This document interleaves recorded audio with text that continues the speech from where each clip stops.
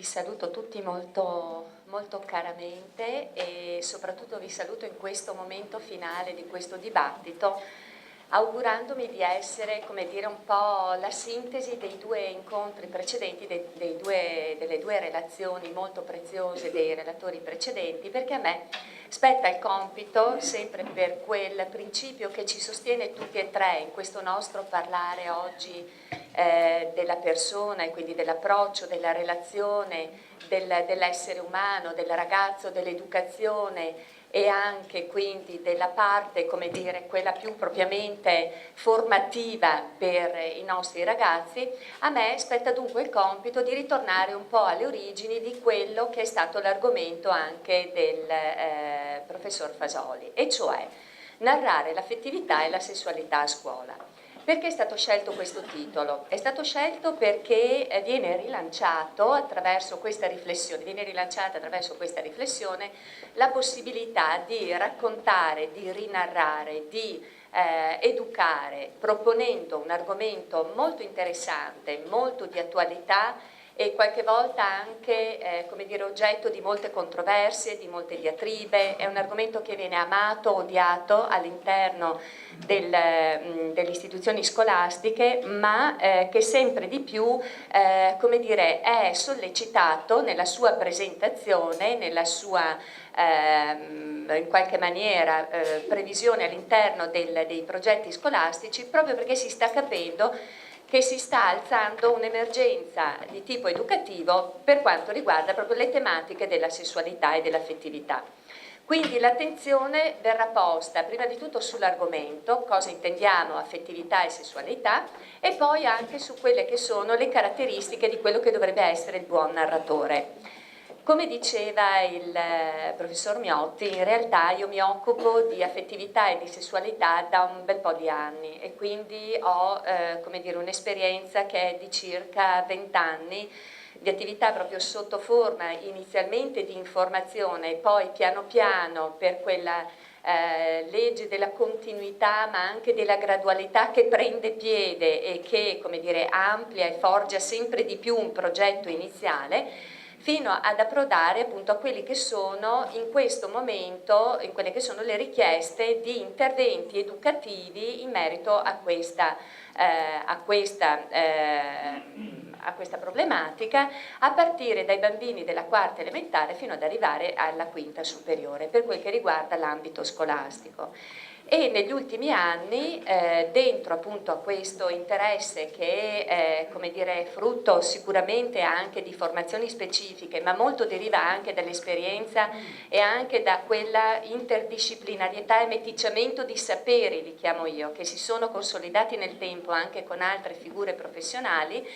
Dentro a questa esperienza ultima sto entrando a come dire, trattare anche quelle che sono le derive ultime di quella che potrebbe essere, come dire, la parte finale di quel continuum che va verso la sessualità pericolosa. E quindi non quella propriamente legata all'internetizzazione oppure appunto tutta la procedura mass mediatica a cui è sottoposta in questo momento la sessualità, ma quella più pericolosa, cioè quella che ha a che vedere con i sex offender, quindi persone che arrivano a commettere dei reati in merito proprio alla sessualità, quindi che sono colpevoli e sono in carcere proprio con una condanna che li vede rinarrare in qualche maniera dentro dei progetti che sono strutturati proprio per la riabilitazione di queste persone, a rinarrare la loro vicenda, la loro costruzione, il loro vissuto di affettività e di sessualità, proprio perché si suppone che una volta scontata la pena queste persone rientrino e se un qualcosa da dentro non si è mosso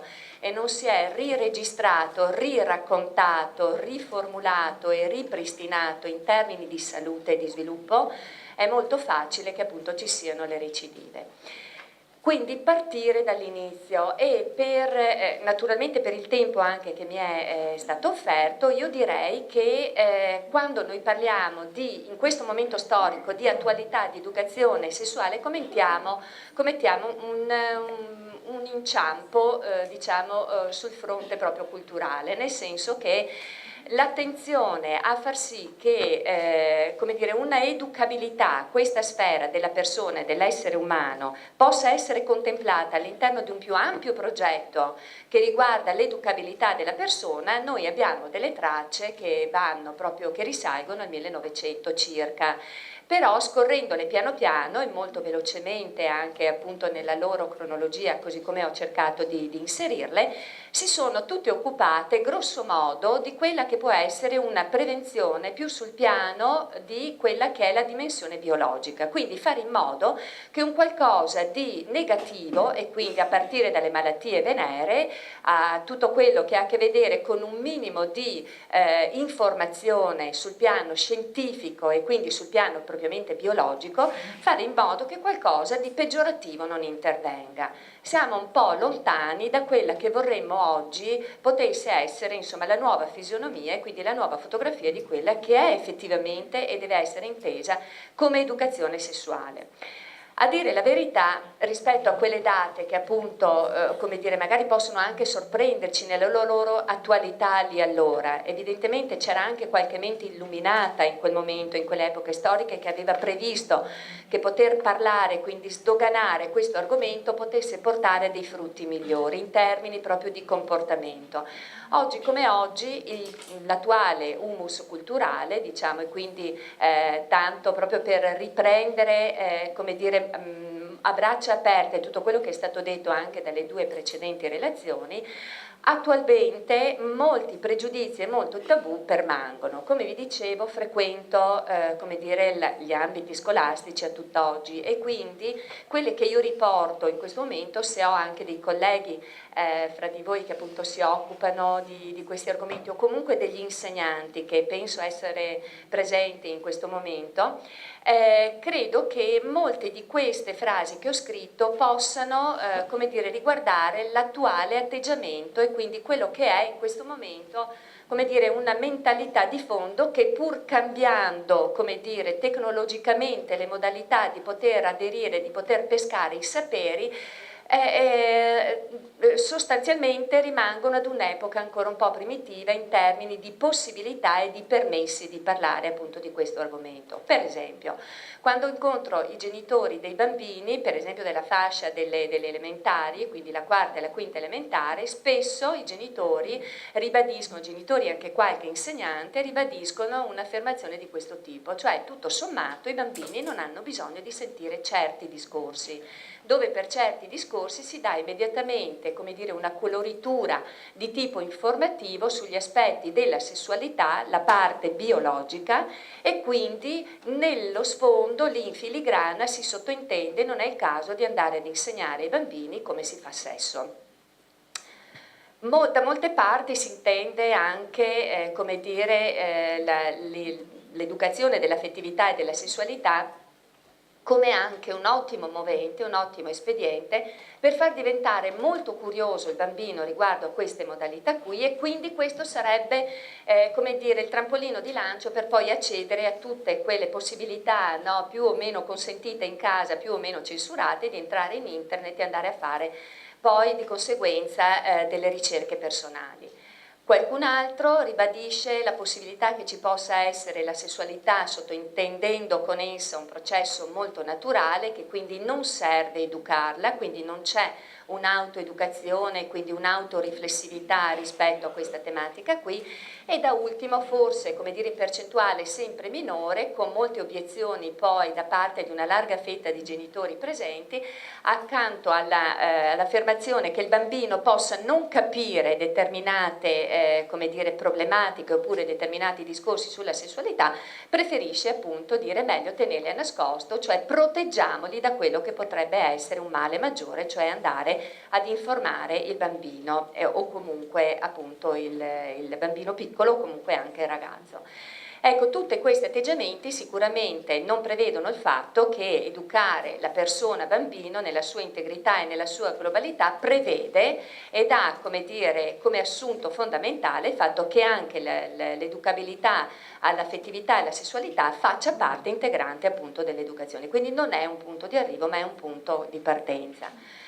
Certo è che presentando, oggi ero molto titubante nel presentare oggi questa vignetta che presento anche ai bambini perché è molto datata, a dire la verità, e ci riporta un pochetto indietro, avendo sentito oggi le molteplici possibilità, solo lo scopo di, come dire, mandare un messaggio molto chiaro, e spesse volte serve anche ai bambini proprio per smuovere dentro sotto forma di brainstorming anche, no, il loro vissuto interiore e quindi proiettare fuori le loro opinioni sulla sessualità e sull'affettività.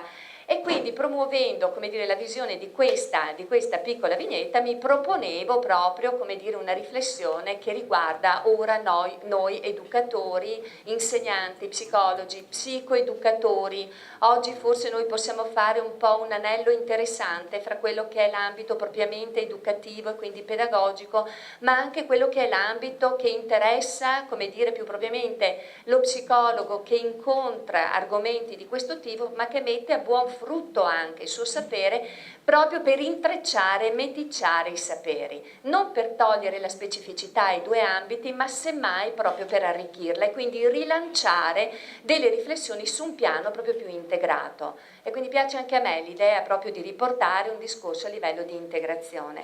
Allora, vi propongo anch'io un breve filmato che realizza, come dire, sotto forma proprio di breve sketch, quello che rappresenta la traduzione di quella vignetta che vi ho appena presentato. Deriva da una serie televisiva intitolata I Cesaroni, che penso che qualcuno di voi conosca, che per quanto insomma sia un po' risalente a qualche anno fa, in realtà dal mio punto di vista riporta proprio quella che è l'attualità in questo ambito, e quindi ve la presento. Ah, scusate, forse l'avevo già aperta. Non sono tecnologica. Andiamo. Rudy, se fai un'altra volta una cosa del genere, io ti stacco la testa. Calmati Giulio, calmati. Rudy si è lanciato in un'esplorazione tipica della pubertà. Esplorazioni? Si chiamano così adesso le zozzerie? A 12 anni sì. L'importante è che Rudy stia ricevendo una normale educazione sessuale. Qual è l'ultima cosa che hai fatto per spiegargli il sesso? Gioco fatto per i solettini, come una normale educazione sessuale, sì.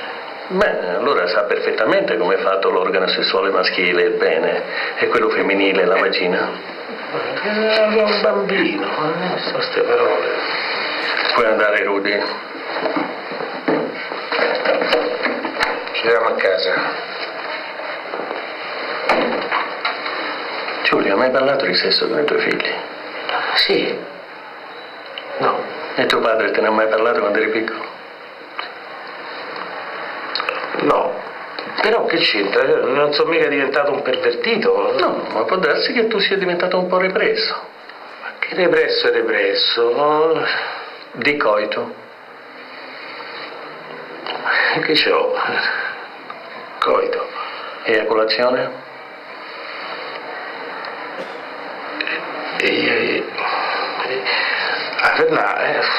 Devi imparare a parlare di sesso, Giulio.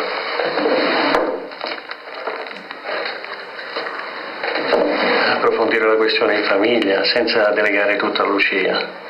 La sua assenza è un'ottima occasione per prendere in mano il timone. Parlare, e poi vedrai che Rudy ti riserverà meno sorprese. Dici?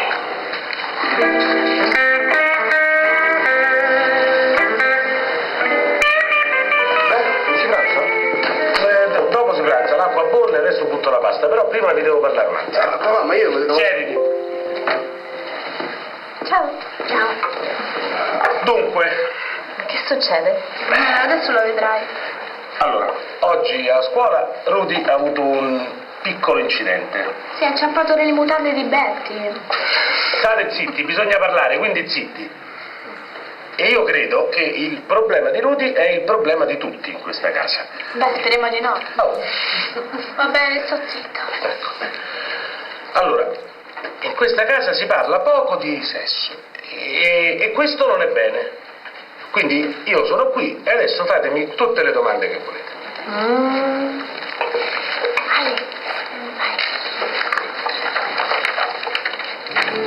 Che cos'è un preservativo? Il preservativo è un anticoncezionale che serve a non trasmettersi le malattie e a non fare i bambini quando non si vogliono. Quindi quando hai avuto Rudy ancora non l'avevano inventato. E altre domande? Cosa sono le tube di falloppio? Tube di falloppio. Che pagina è? 7.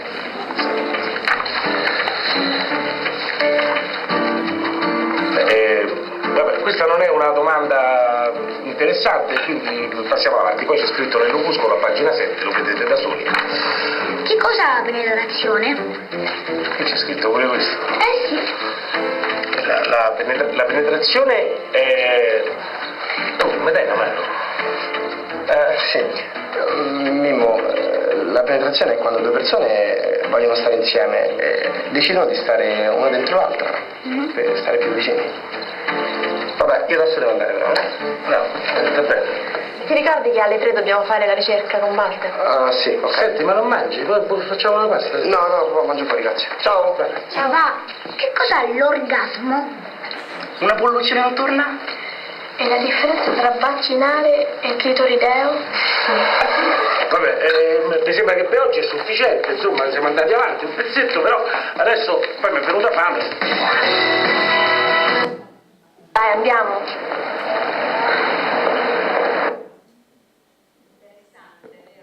Sì, al di là delle belle, insomma, risate, ecco, che ci suscita questo breve filmato, sembra però che quello che rimane a noi come riflessione in questo momento, dove ci prendiamo a cuore, insomma, evidentemente anche l'educabilità dell'affettività, della sessualità, si può dire che spesso nasce proprio così il bisogno di, come dire, di intercettare questa educazione, e nasce quindi da come dire, una spia, un allarme, in questo caso il dirigente scolastico, che a fronte di una sottolineatura, insomma, di un comportamento sbagliato a scuola, riprende la famiglia, e quindi nei termini proprio del papà in questo caso, a prendere in mano proprio quello che è di fatto un tipo di processo di pensiero e di formazione della persona che nasce all'interno della famiglia e quindi viene restituita all'interno delle mura domestiche.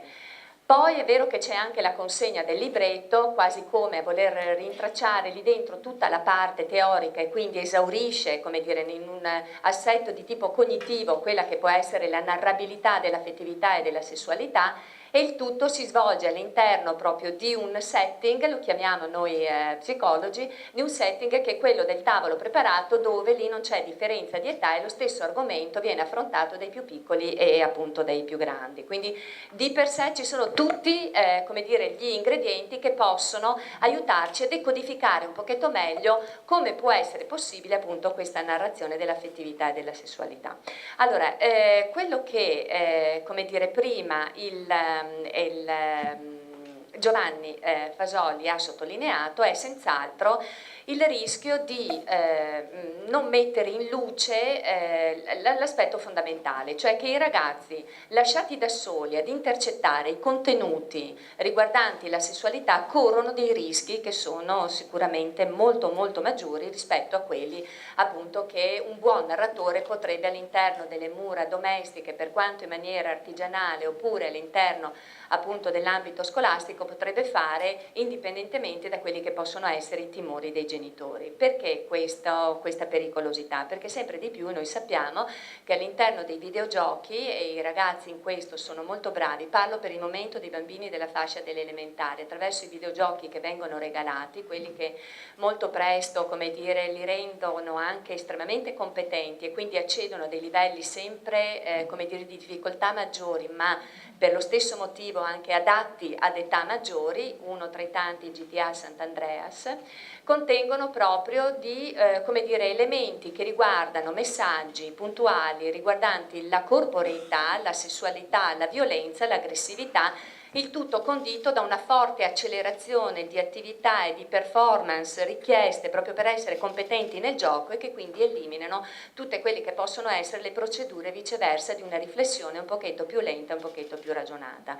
Lì dentro ci sono tutti i messaggi porno soft che noi sappiamo essere, come dire, degli ottimi virus che vanno ad intaccare la parte del cervello rettiliano, dove lì si sedimentano anche molto velocemente tutti quelli che possono essere i messaggi subliminali. E sulla questione dei messaggi subliminali noi sappiamo che al di là di quello che è reso evidente, lo stesso, come dire, passa all'interno appunto di tutta quella che può essere un'ampia bibliografia, ma anche un'ampia produzione legata proprio per esempio a tutto il materiale che dà accesso ai bambini proprio a questi contenuti qua. Quindi si tratta proprio di un'emergenza, qualora fosse anche in questo momento ancora permeata da un certo tabù di tipo culturale, noi attraverso queste scoperte anche sul piano neuroscientifico possiamo tranquillamente dire che educare l'affettività e la sessualità, tenere sempre aperto questo orizzonte educativo molto più ampio rispetto a quello che è l'assetto cognitivo di cui il più delle volte ci si preoccupa quando si parla di formazione e di educazione alla persona, quindi tralasciando tutto quello che ha a che vedere con la sfera dell'istinto e dell'emozione, quindi le prime due stratificazioni a livello cerebrale, tutto questo è estremamente fuorviante, riduttivo e non rende onore nel pieno senso della parola di quello che noi intendiamo per educazione. Al di là di questo, l'aspetto proprio che va messo in evidenza, quando noi promuoviamo interventi di educazione affettivo-sessuale, facciamo una prevenzione non più come intesa nella prima slide che vi ho mostrato e quindi nell'escursus storico di quelle che erano le prevenzioni così intese di allora. Oggi si sta andando verso la pericolosità di quello che può essere una sottrazione di informazioni e quindi di questa ignoranza sapiente da parte dei nativi digitali e quindi dei bambini, che fa sì che molto precocemente capaci di entrare a contatto con dispositivi che superano le loro capacità poi di poter prenderne le distanze, e tutto questo ha dei nomi estremamente potenti ed estremamente pericolosi, quali per esempio appunto la pedofilia. Io che appunto, come vi dicevo prima, tratto anche di questo argomento, non solo di questo argomento, ma incontro queste persone in carcere, posso confermarvi da quella che è l'esperienza diretta che le strategie per poter avvicinare i bambini e i ragazzi attraverso il web e la rete molto spesso, come ben possiamo intendere, ha come mira primaria proprio bambini così piccoli, i quali proprio non avendo protezioni e quindi non proteggendo interamente la propria persona, anche attraverso sicuramente l'aiuto degli adulti, ma anche attraverso quelli che possono essere dei dispositivi di allarme, che possono rintracciare dentro di loro nel momento in cui vengono allenati a capire quella che è la parte piacevole o spiacevole dell'esposizione del proprio corpo o del contatto, il tocco amico piuttosto che il tocco nemico e quindi spiacevole riguardo proprio alla loro fisicità. Bene, tutto questo proprio un bel combinato disposto di cui appunto queste persone poi vengono proprio intercettate, pagano poi appunto scontano la loro pena come sotto forma di reato. Allora, da un'indagine, un punto chiave che mi proponevo di chiarire è non c'è un motivo che ci possa sottrarre da un compito educativo e che sia così pregnante questo motivo da farci desistere dall'introdurre tout court quella che è l'educazione alla persona in modo integrato, comprendendo quindi l'educazione dell'affettività e della sessualità.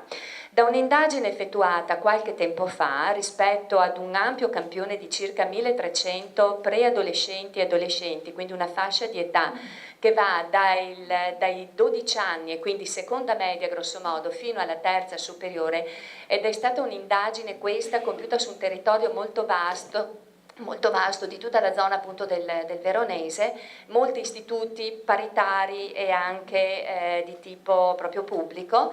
È stata fatta un'indagine, proprio questi ragazzi sono stati sottoposti a numerose domande, quindi item riguardanti proprio la loro conoscenza e i loro desideri di sapere riguardo a questi argomenti qua. Quello che mi ha colpito e che vi presento come dire, ha ragione anche di un po' il filo conduttore del mio intervento in questo momento, è quali sono le fonti in questo momento che i ragazzi intercettano per avere informazioni riguardo all'affettività e alla sessualità. Allora, potevamo intuire che sicuramente internet, come dire, la fa da padrone, però quello che può, come dire, impressionare di più, quindi ritornando al quesito iniziale di chi se non noi a fare educazione, chi la fa questa educazione, quindi il fumetto del bambino che guarda quell'edicola e che si trova scoperto. Ecco, in maniera, come dire, più scientifica, chiamiamola così, portiamo quella vignetta a questa lettura dei dati, dove si evince che a livello proprio come dire, dell'età preadolescenziale, quindi intorno ai 12-13 anni, massimo 14 anni, questo era il campione, la mamma per le femmine rimane ancora il punto più importante, il punto di riferimento, per i maschi un pochetto di meno. Il papà relativamente superiore nei confronti delle ragazze sempre a questa età qui, e poi vediamo come spicca molto più in alto per il maschile la questione degli amici, quindi tutto l'aspetto della gruppalità.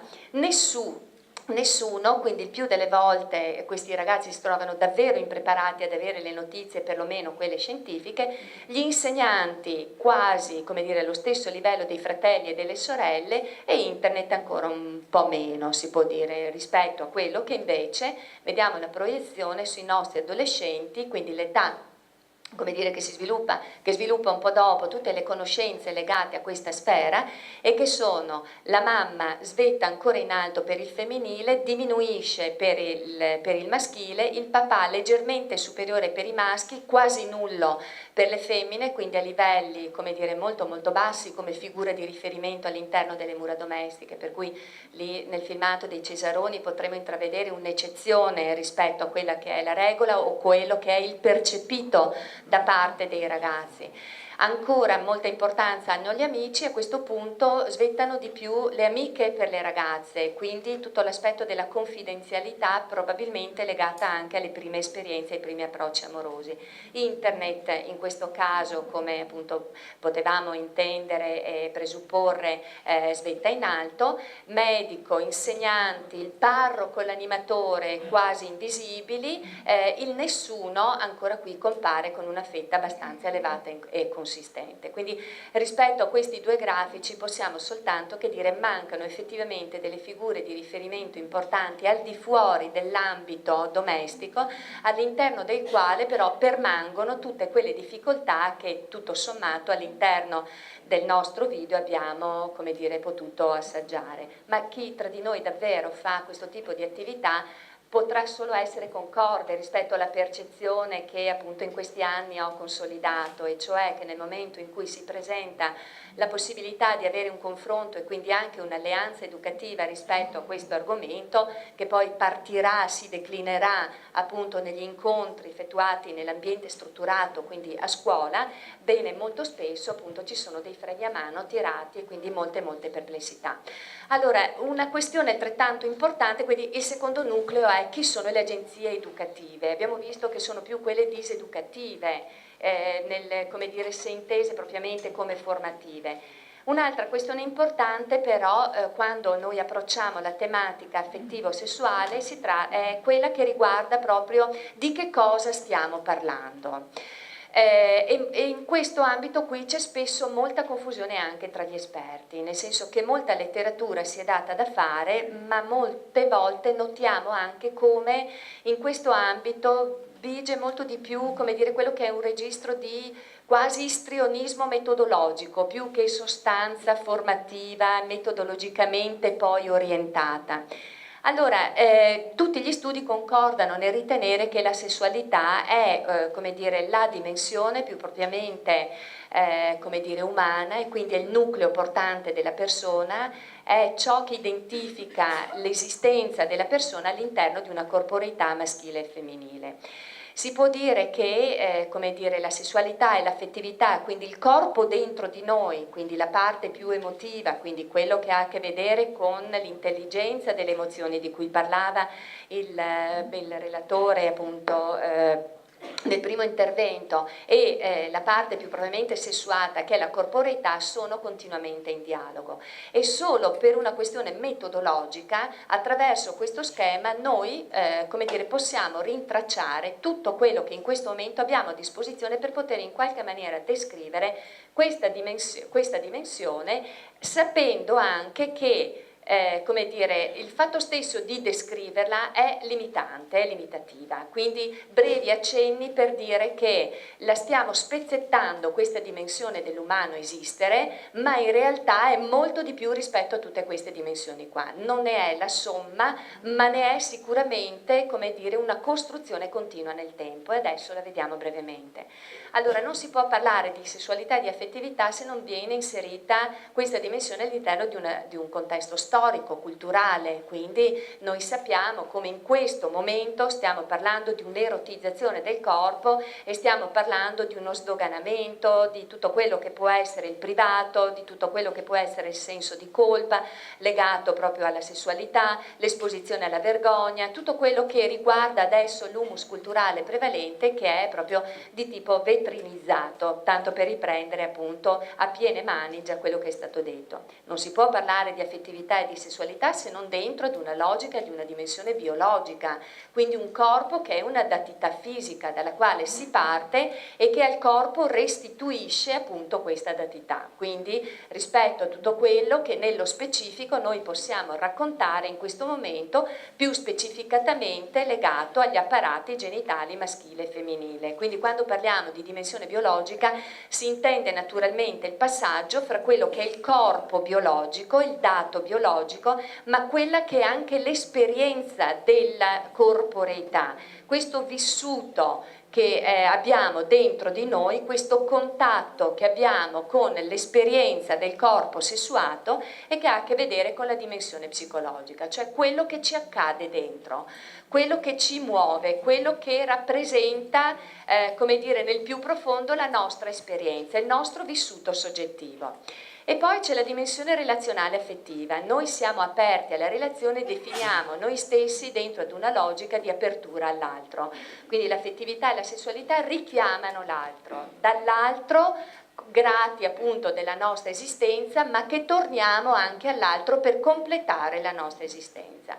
La dimensione ludica, anche questa, è la dimensione che è propriamente legata alla ricerca del piacere, a tutto quello che ha a che vedere con come dire, l'aspetto della curiosità, l'aspetto della giocosità, l'aspetto della corporeità che regala all'interno di una propria autodisciplina tutte le esperienze che comunque convogliano verso un'esperienza dello star bene. Non è l'esperienza della stravaganza o l'esperienza della trasgressione. Non è questa la sessualità e l'affettività nell'ambito della dimensione ludica, è la dimensione proprio della corporeità che gode del suo essere il femminile e del suo essere il maschile. E infine, non da ultima, c'è la dimensione valoriale, quella che riporta il senso e il significato delle cose, quello che ha a che vedere con non che cosa faccio, quindi non con il fare, ma ciò che è bene fare per me. Quindi una sessualità e un'affettività che abbia una cornice valoriale, che riporti tutto questo significato non semplicemente ad un dato biologico, ma lo riporti all'intera persona. E quindi da questa prospettiva che integra, quindi una visione integrata della sessualità, si può ben capire che la dimensione valoriale va a leggere, va ad irrobustire la dimensione biologica, in quanto va a dare un messaggio molto chiaro. La persona è molto di più della sommatoria di tutti i suoi organi e la sessualità è molto di più della sua genitalità, pur essendo l'apparato genitale rappresentativo di una dimensione estremamente importante. Perché ho presentato questa slide che contiene un pochetto tutte queste dimensioni tra di loro collegate e punteggiate attorno proprio a questo bambino, a questo sguardo di bambino? Perché da lì nasce anche la nostra visione antropologica della sessualità e noi quando ne parliamo lasciamo sempre intravedere quale visione di uomo e quale visione di donna intendiamo portare avanti. Ed è chiaro che se noi manteniamo integrate tutte queste dimensioni possiamo dedurre, ritornando quindi al titolo, che la sessualità è una narrazione, a questo punto, è una storia, una vicenda umana e sociale che non può essere compresa solamente analizzandone le parti senza capire il valore dell'insieme, quindi la parte integrata nella quale si palesano i suoi aspetti misterici. Cioè qui compare anche l'aspetto del mistero, proprio per quella soggettività, proprio per quella storicità, per quelle radici molto antiche all'interno delle quali appunto la sessualità prende avvio. La volontà di ricondurre la sessualità al sapere razionale, negando valore alla conoscenza emozionale, ha creato l'illusione di poter accedere al mistero svelandolo. Di fatto ha solo allontanato dal mistero del suo fascino, ha sdrammatizzato l'evento, ha creato un codice linguistico mnemotecnico privo di risonanze simboliche, ha privilegiato lo studio analitico delle parti, ha ignorato perché dato come inesistente il coinvolgimento dell'osservatore educatore. È un po' quello che ha fatto questo papà, nel senso che ha distribuito, come dire, in mancanza di un progetto, di un'integrazione di tutti i saperi che costituiscono il probabile approccio che noi possiamo in questo momento permetterci per arrivare alla persona e al suo nucleo più importante, è quello che appunto viene fatto attraverso proprio la spiegazione e la semplice informazione di che cosa sia la sessualità. Quindi per dirci ancora una volta che non basta andare a dare appunto le informazioni e sentirci per questo stesso motivo assolti da un compito formativo molto molto più profondo e molto molto più creativo. Quindi si parla di una creazione continua della personalità attraverso la narrazione della sessualità, proprio perché riguarda l'intera persona. Non esiste una sessualità in astratto, proprio perché è collegata ad una storicità e ad un, come dire, contesto culturale ben preciso, e non appare la prima volta quando ne prendiamo coscienza. È un vissuto soggettivo, è un'esperienza, in quanto tale rappresenta la memoria vivente di una storia personale che ha radici molto lontane. E in filigrana noi possiamo cogliere anche tutto l'aspetto di delicatezza con il quale noi ci approcciamo nel nostro narrare l'affettività e la sessualità, con grande senso anche di umiltà nell'andare a capire ciò che ha preceduto il nostro parlare, con questo grande senso di rispetto per quello che in qualche maniera era già stato compiuto prima del nostro arrivo. Quindi la sessualità e la narrazione prevede un continuum lungo tutta la vita, che è graduale ed è naturalmente continuativo, nel senso che c'è un processo evolutivo che si realizza mediante l'unione di tutte quelle dimensioni lì, delle 6 dimensioni che sono state, come dire, piano piano, come dire, ampliate nel loro studio, ma anche comprese sempre di più, perché se noi pensiamo che fino a qualche tempo fa educare l'affettività e la sessualità significava educare proprio a tutto quello che aveva a che fare con la sfera biologica, grosso modo, no? E quindi c'è la necessità di un collegamento, di un'integrazione e dell'interazione di tutte queste componenti. Questo momento evolutivo, che però è tutto integrato, le porta avanti tutte assieme, riconosce una sua specifica maturità e quindi tende a edificare una diversa costruzione. Intendo dire con questa frase che se noi possiamo riconoscere una specifica maturità nel bambino che vive nella fascia appunto della scuola elementare, quindi quarta e quinta elementare, una specifica maturità, un salto in alto va riconosciuta all'interno di tutte queste dimensioni propriamente specifica proprio per quella fase lì. Quindi si deve aggiornare continuamente e cercare continuamente quello che è il dialogo tra tutte queste dimensioni, per portarlo a verifica poi nel momento in cui incontriamo i bambini, oppure incontriamo i ragazzi, oppure incontriamo gli adulti. Ciò che è necessario è naturalmente che rimanga immutato e continuo questo senso dell'io, quindi non è, come dire, nella ricerca di integrare queste dimensioni qui, noi andiamo proprio a tenere legate, lasciando proprio che lavori da di dentro quella che è l'identità, e quindi l'io che si forma e si struttura collegandole tutte e omogeneizzandole, eppure servendosi e nutrendosi di tutte queste dimensioni fino a formare questa identità. L'identità che è la struttura psichica che consente appunto di riconoscersi nonostante gli inevitabili mutamenti che il vivere in relazione con l'ambiente interno e anche esterno determina. E quindi questa frase è molto pregna, noi come dire, la prendiamo proprio come compito di osservazione nel momento in cui stiamo attenti sia a quelle che sono le dinamiche intrapersonali ma anche interpersonali, quindi dinamica e quindi tutto ciò che lavora da dentro però anche, come dire, relazionale.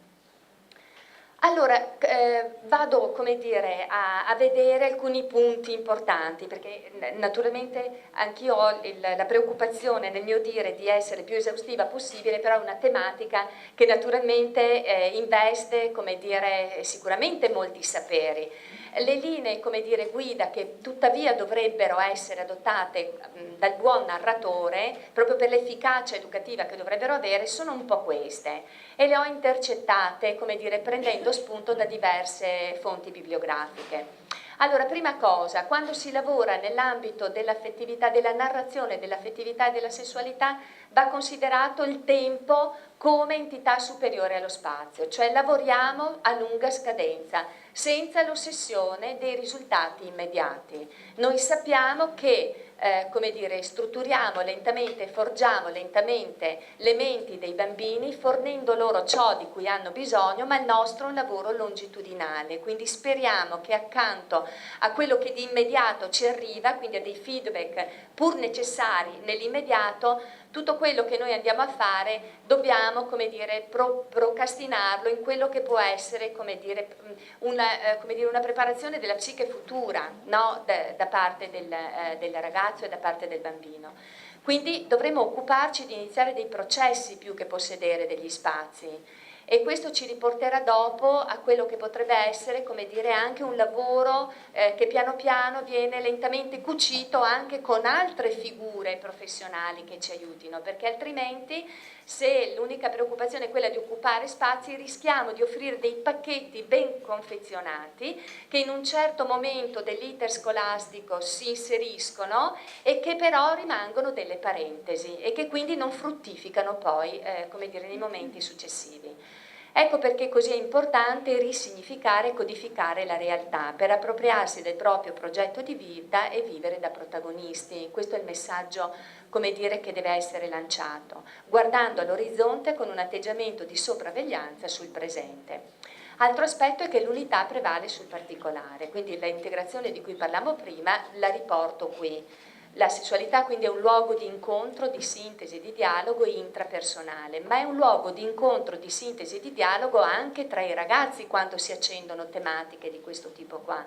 E quindi attraverso lavori di questo tipo manteniamo integrata anche una riflessione all'interno dello specifico gruppo di ragazzi che andiamo ad incontrare, dove si accendono appunto riflessioni su quella che è la relazione interpersonale con l'accettazione della diversità, proprio perché l'assetto biologico lo prevede, e quindi si parla di integrare le esperienze, si parla di quel vissuto che viene promosso piano piano all'interno delle riflessioni, che prevede il passaggio dal corpo alla corporeità e quindi il legame stretto che deve esistere tra la sessualità e l'affettività, il dato biologico e l'esperienza che noi ne facciamo.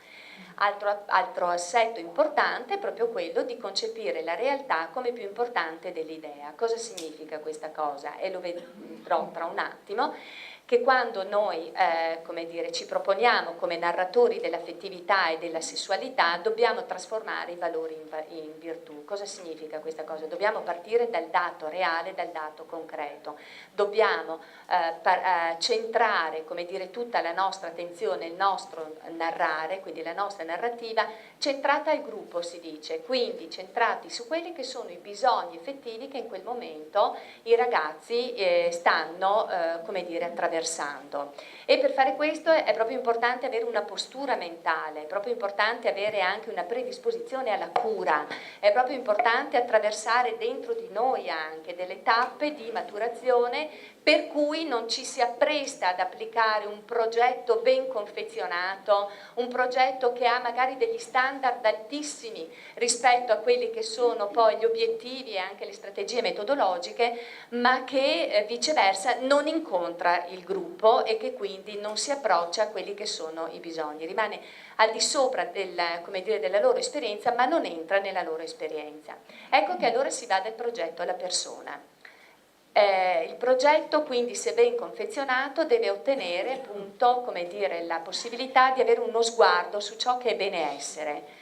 È questo il messaggio importante che viene lanciato quando noi facciamo come dire, del nostro sforzo educativo in merito a questa tematica, come dire, l'affondo principale. In fondo ci preoccupiamo di mandare un messaggio che abbia come progetto finale ciò che è bene essere per noi, ciò che riporta alla dignità la persona, sicuramente attraverso, come dire, tutta una modalità conoscitiva e quindi informativa, ma che abbia come sfondo appunto la persona prima di tutto, e che abbia come sfondo l'educazione, cioè il portare fuori tutto quello che i ragazzi posseggono già, in modo da, come dire, aiutarli a maturare, aiutarli a fare sintesi, aiutarli a fare un salto ulteriore, aiutarli ad avere una capacità riflessiva, una capacità anche di tipo critico, e quindi che possa, come dire, aiutarli proprio a decodificare quelli che sono poi i vari, come dire, messaggi che arrivano. Non so quanto tempo abbiamo ancora, penso 5 minuti. Ho perso poi la cognizione del tempo perché, come dire, effettivamente vivo anch'io l'ansia da prestazione, nel senso di voler raccontare appunto quello che avviene anche all'interno di questi percorsi. Allora, che cosa succede? Allora, andrei avanti. Qual è allora l'atteggiamento, come dire, che deve essere fatto nostro? Come educatori, come insegnanti, come psicologi, come genitori, è proprio importante ritornare un po', come dire, alla radice del nostro essere. Noi ci offriamo come persone, ed è importante che, come dire, attraverso la riflessione di questi 4 punti si possa arrivare ad un ripensamento. Una prima riflessione riguarda l'atteggiamento nei confronti di se stessi. Non possiamo parlare di affettività e di sessualità se prima noi, in prima persona, non ci siamo interrogati, e quindi non abbiamo fatto una riflessione sulla nostra sessualità e sulle nostre competenze relazionali, nel senso che noi incontriamo persone in formazione, e quindi proprio la nostra capacità di metterci a disposizione dell'altro con delle competenze, ma anche con dei percorsi personali, è, come dire, l'ingrediente fondamentale. E questo significa anche riconoscere e capire i propri sentimenti, per essere in grado di decodificare i sentimenti dei ragazzi, le emozioni turbolente, quelle che possono essere anche delle emozioni che può scatenare l'incontrare argomenti di questo tipo. La famosa intelligenza emotiva di cui si parla, dove le emozioni non sono soltanto, come dire, un certo emotivismo istintuale portato a galla. Lì dentro alle emozioni ci sono dei valori importanti, ed è proprio importante anche per noi cercare di capire quelli che sono i nostri, per non proiettarli sotto forma proprio di censure nella persona ragazzo.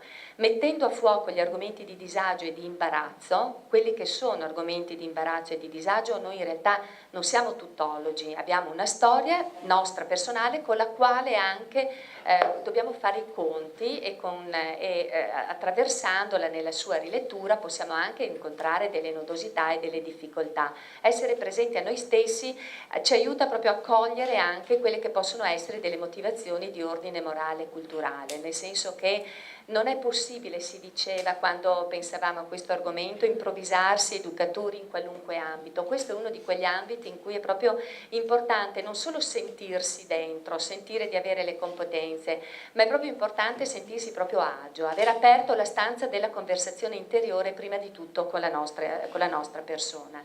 Quindi aprire l'esperienza dell'autoriflessione, dell'autovalutazione, proprio per approdare alla consapevolezza, all'atteggiamento di apertura, ma anche di autenticità, perché è la prima cosa che viene accolta dai ragazzi.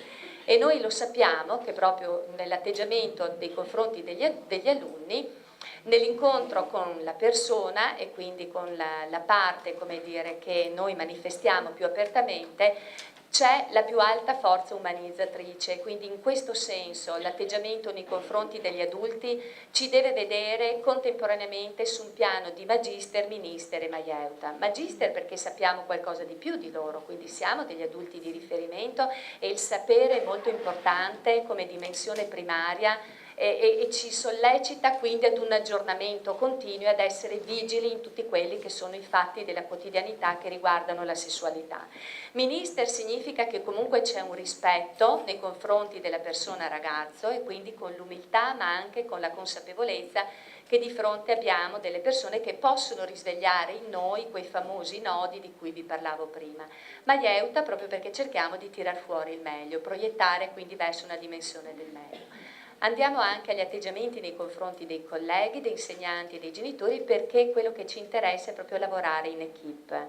Non è possibile pensarci educatori al di fuori di una rete e come dire, questa rete deve essere fruttuosa, deve essere in grado di stabilire degli scopi comuni quando parliamo di questo argomento, il che vuol dire proprio la possibilità di stabilire delle competenze specifiche, però ricercando la ricerca di legami anche con altre competenze, quindi una multidisciplinarietà che diventa un'interdisciplinarietà, cioè molte materie, molti docenti che appunto si interrogano su come all'interno della loro prospettiva educativa possano in qualche momento della loro formazione proprio prendere spunto da almeno una di quelle 6 dimensioni di cui parlavamo prima e che possa perciò offrire un contributo dentro proprio all'educabilità dell'affettività e della sessualità. Le competenze interdisciplinari, curare l'alleanza educativa con i genitori,